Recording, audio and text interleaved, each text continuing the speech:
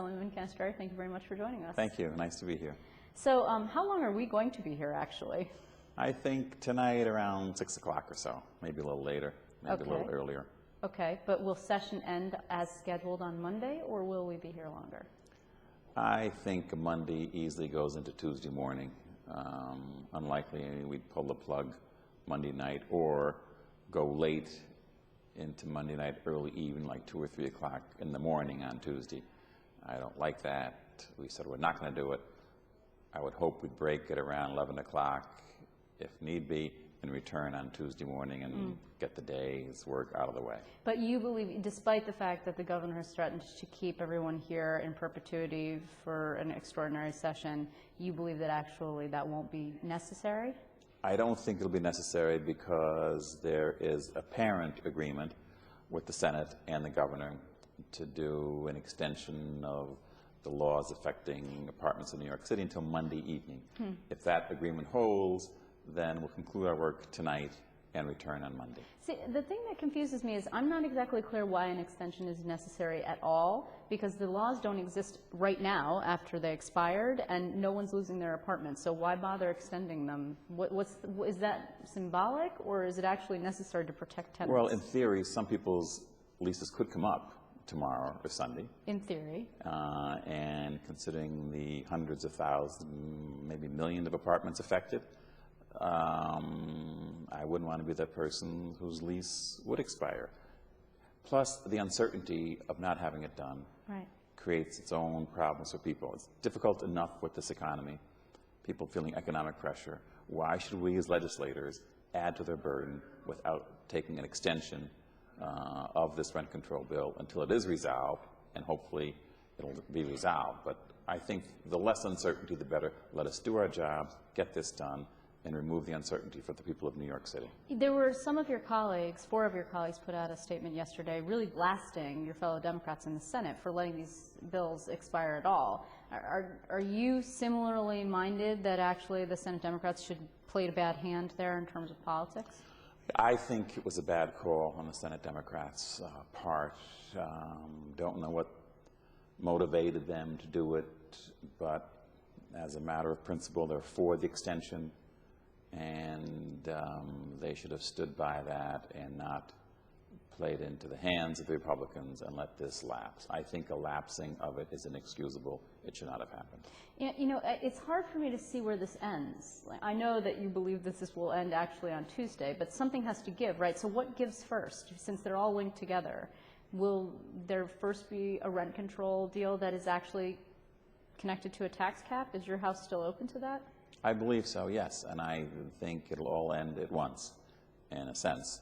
I'm not sure about the outcome of marriage equality or gay marriage, but the rent control and the real property tax cap bills, which are 2 priorities of the governor and of us, I think they will be linked to the extent of expiring at the same time. I don't think one happens without the other. One affects tenants, one affects real property owners.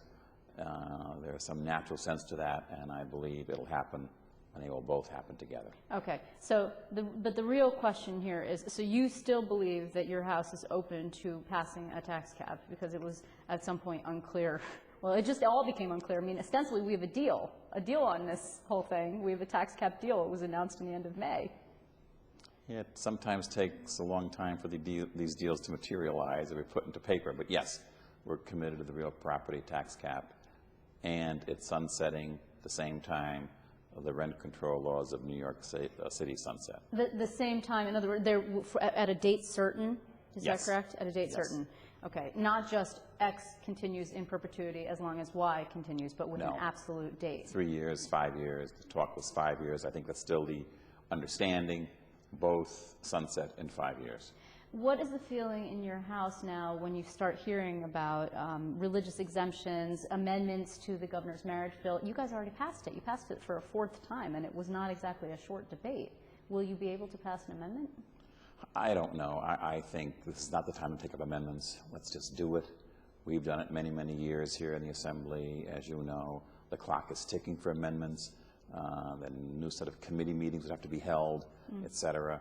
To me, the bill is out there on both the Senate and the Assembly. Let's pass it as it is and get this issue behind us. Well, but if the Senate Republicans are starting to say at this point that they don't believe that they could pass it as it stands now, and setting aside for a moment whether that is looking for cover politically, which some people have suggested it Yes. is, if the governor is in fact talking to them in a serious way about religious exemptions so the Republicans can get to yes, the Assembly Democrats would then subsequently say, sorry, no. Oh, no, I think there's not much choice. I think there's enough room for the religious exclusion, shall we say. If they want to further define it, I support that, because I believe that too. But I think the language is there to protect the religious institutions. If they need more clarification of that to get more votes to get it passed, well, there's nothing, we do it. We have to do it. But you're saying that the mechanics of it make things actually further complicated. Correct. Yeah. But we stay Tuesday, we stay Wednesday. It's not the end of the world. So if in fact the Senate actually passed a gay marriage bill and it was not similar to the one that you passed, identical to the one that you passed, the Assembly could stay later and pass it. Yes, we could get it done. I think we would not leave town if the Senate passes a version without us also passing the version, regardless of the clock, regardless of the date, regardless of the time or the hour. What do you believe, before we leave this topic, do you believe in fact that this whole religious exemption thing is real? No. Or you don't believe that? No. I think there's enough.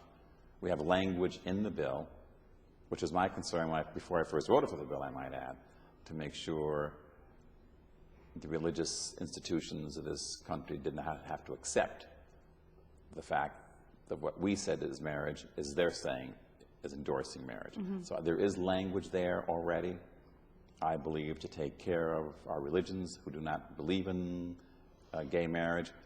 But if they need additional language to get additional votes to clarify the issue further, let them amendment and we'll do it too. SUNY tuition, where are we on that right now? We're a lot of places. That is very definitive, Assemblyman, thank you. Our proposal is the most reasonable one, as you could imagine in the Naturally. Assembly, of course. Naturally. We raise tuition, but not at the rate the governor raises tuition. We're less than half of what the governor and others want. Right. And I believe ours is much more affordable. I think theirs is like 25% over 5 years. 5% a year, for and 5 then the years. research institutions can go 8%. Right? I think it's unconscionable, and I think it puts SUNY and CUNY almost out of the reach of the average New Yorker being able to attend college. I would be opposed to it. I am opposed to it, and I think it's a bad idea. Okay, so is the governor open to less than the 5% annual increase that he's proposed? Do you know? I don't know that. I don't know. We will not pass that in this House. We'll do our own version. How it plays out in negotiations over the next few days, over the weekend, remains to be seen, but we will not vote for that. No. Yeah, that doesn't sound very hopeful, actually, that for the rational tuition plan. It sounds a little bit iffy. Iffy from our standpoint? Oh, certainly. For a deal standpoint, Oh, actually. yeah, from a deal standpoint. You're right, it's getting late. And I don't think it happens. I really don't. We discuss this and refine it at a later date, not this week, not next week, in my opinion.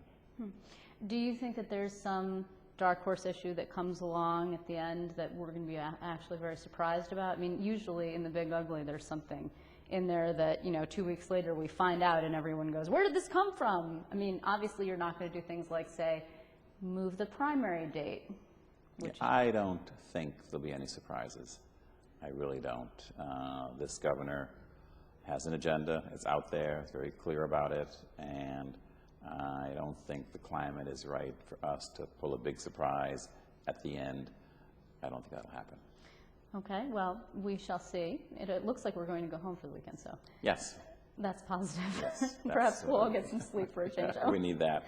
I want to thank you very much, Assemblyman Canestrari. It's good to see you. Good to see you as well.